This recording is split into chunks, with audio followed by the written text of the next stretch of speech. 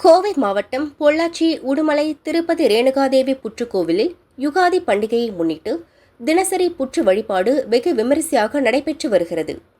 தினமும் அம்மன் அலங்காரத்தில் எழுந்தருளி அருள் பாலித்தார். வருகிற 8ஆம் தேதி மாலை 5 மணி முதல் இரவு 8 மணி வரை புற்று பூஜையும், இரவு 8 மணி முதல் 10 மணி வரை பாலாற்று பூஜையும் நடைபெறும். 9ஆம் தேதி காலை 10 மணிக்கு ரேணுகாதேவி திருக்கல்யாணம் நடைபெற உள்ளது. தினசரி நடைபெறும் புற்று பூஜையில் திரளான பக்தர்கள் சுவாமி தரிசனம் செய்தனர்.